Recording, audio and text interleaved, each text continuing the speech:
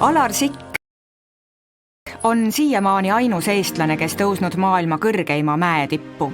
Mount Everest, Tšomolungma, maa emajumalanna või taeva valitseja, nii seda mäge kutsutakse. Kõrgust 8848 meetrit. Vähe sellest, ta on vallutanud kõikide kontinentide kõrgeimad tipud. Meie kohtume Alariga Võrumaal Võhandu jõe ääres.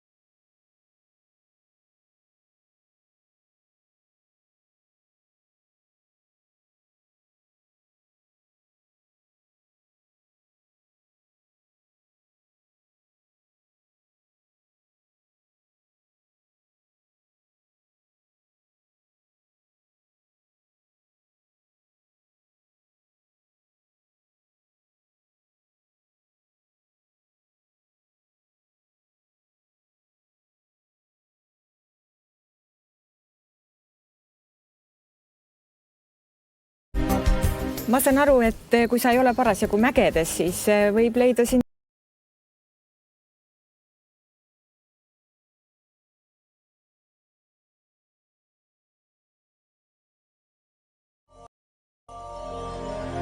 Alar Sikk on siiamaani ainus eestlane, kes tõusnud maailma kõrgeima mäe tippu. Mount Everest, Tšomolungma, maa emajumalanna või taeva valitseja, nii seda mäge kutsutakse. Kõrgust 8848 meetrit. Vähe sellest, ta on vallutanud kõikide kontinentide kõrgeimad tipud. Meie kohtume Alariga Võrumaal Võhandu jõe ääres. Ma saan aru, et kui sa ei ole parasjagu mägedes, siis võib leida sind Lõuna-Eesti jõgedelt. Jah, absoluutselt. Ja eriti kevadeti. Ja ega õige matka ja siis tegelikult suvel ei matkagi. Ja õige matka hooaeg on sügisest kuni kevadeni. Nii? Ja miks suvel ei matkata? Suvel on matkamine tegelikult kõige vastikum asi. Kuigi ütleme, tavainimene arvab niimoodi, et ta tulebki just suvel matkama. Aga tegelikult suvel on niisugused asjad nagu sääsed, kärbsed, on kuum, pealegi puud on lehes, sa ei näe tegelikult mitte midagi. Aga vaata praegu kevadel kõik metsaalune on nähtav. Alar viib oma matkaklubi kaudu soovijaid Kiidina mägedesse või paatidega jõgedele. Kevadine suurveeaeg oma kärestike ja üleujutustega on kahtlemata ilus, aga mingeid ekstreemsusi Alar taga ei igatse. Minu jaoks on oluline matk iseenesest kui matkamine, sest minu jaoks algab tegelikult matk ühest väliööbimisest. Tänapäeval lihtsalt on niimoodi, et inimestel on vähe aega ja tänu sellele on matkamine küllaltki unustusse vajunud. Aga ma ise näiteks teeksin 2, 3, 4, 5 päevasid nädalasi, et see on minu jaoks matk. Et matkamine on ikkagi looduses viibimine, lõkke ääres istumine, lihtsalt metsas istumine kas või jõe ääres, et mitte midagi ekstreemset seal minu jaoks olema ei pea.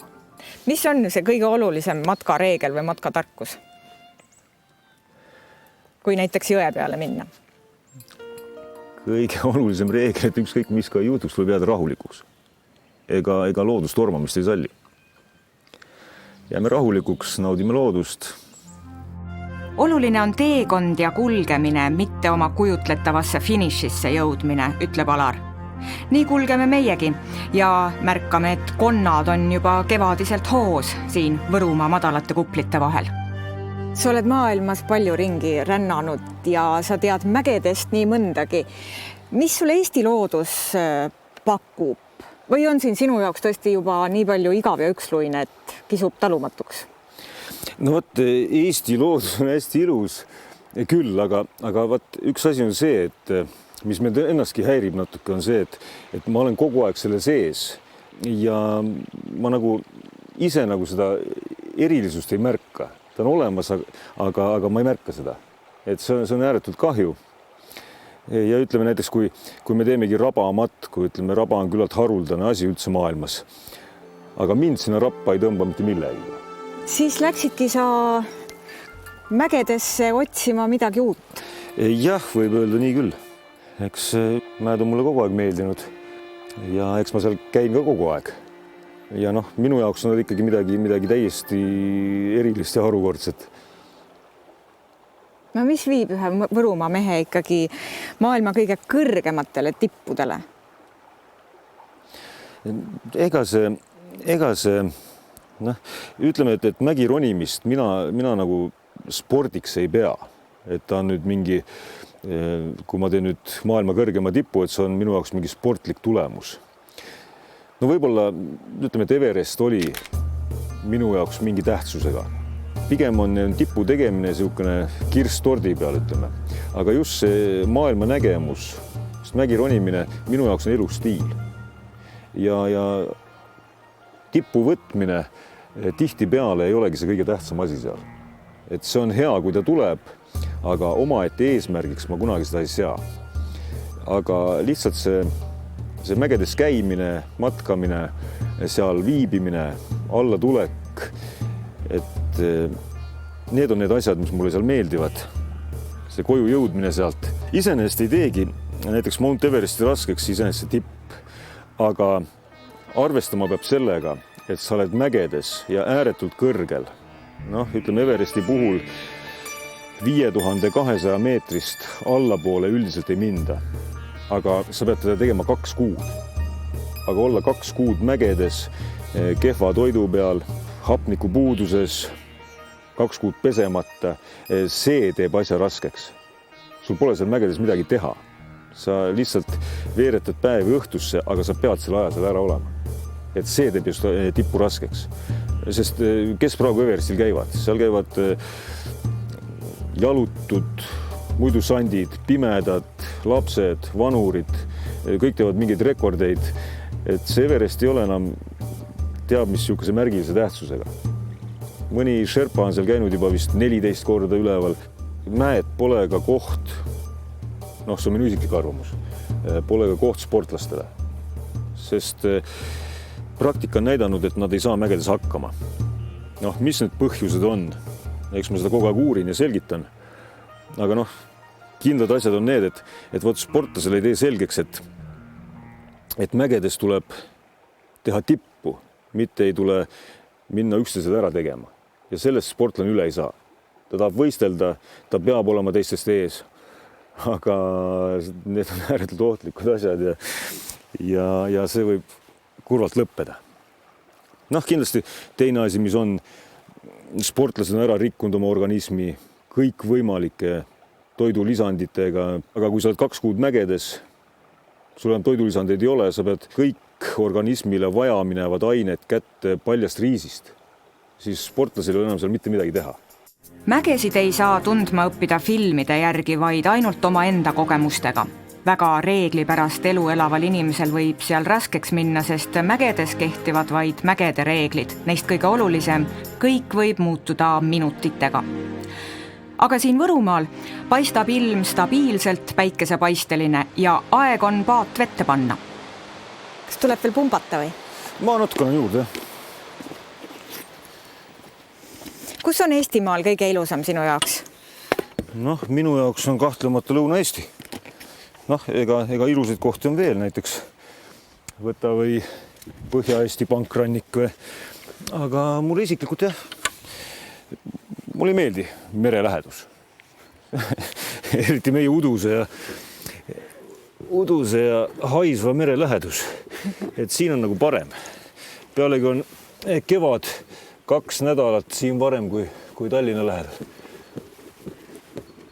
Tuleb varem. Ja hiljem läheb. Ükskõik kui kaugel sa ka ei matka ja ringi ei rända, siia Võrumaale on alati hea tulla. Loomulikult. Ja kui siin elu hakkab ära tüütama, siis on hea jälle minema minna.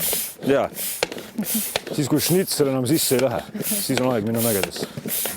Süvahavval on jõel sügavust oma 9 meetri jagu ja ees ootab ka paar väikest kärestikku. Kui me oleme alla läinud, siis me ei tohi teha kiiret pööret.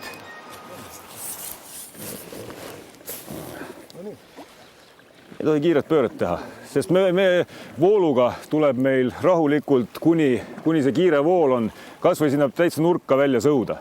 Mitte sõuda, aga lihtsalt kulgeda. Ja rohkem mingeid asju ei olegi meil. Kas sul vahel hirmu ka on olnud oma matkadel? Ikka on. Ja kusjuures see hirm on kogu aeg. Ega siis mägesid tuleb ikkagi karta ka. Ega ma ei ole siuke eriti julge tormaja ja tänu sellele ma võib-olla elus olengi. Ega seal ei saa rahmata ja hulljulget mängida. Sa oled ju tegelikult surma ikka näpuga puutunud või? Noh, on ette tulnud jah, igasugu asju.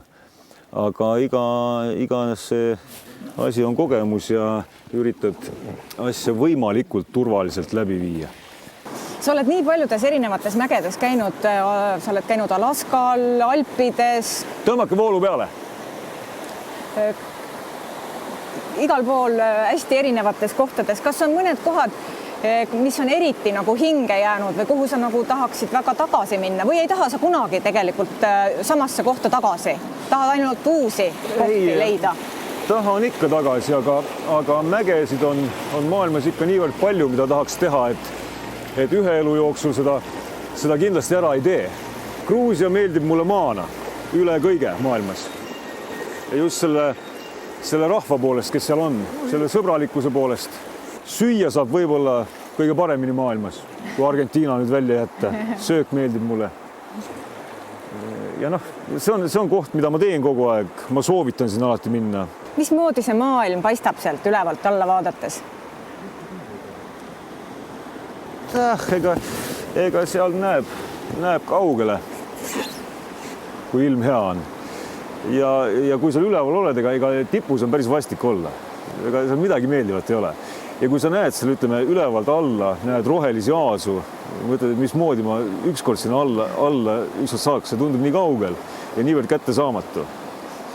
Ja võt siis nagu tunned, et tahaks sinna alla juba võimalikult kiiresti saada. Siit alt vaadates mõtled, et küll tahaks sinna ülesse ja sealt ülevalt vaadates kipuks juba alla tagasi. Ega mäetipp on üks ääretult vastik koht. Külm, alati on seal tuul, hapnikku seal pole tavaliselt, ähid, puhid seal, midagi meeldivat ei ole. Mõned ikka küsivad, et no mis tunne on sinna tippu astuda, no see polegi mingi tunne, see on ääretult jäle ja vastik. Aga just see alla tuleb, vot see on mõnus. Kui sa lõpuks sinna jõuadki sinna aasa peale, mida sa ülevalt nägid. Jah, nii kummaline see inimene oma soovide ja igatsustega ongi. Meie ühine kulgemine Võhandul lõpeb vana linavabriku silla juures väikese kärestiku ja esimeste sinililledega.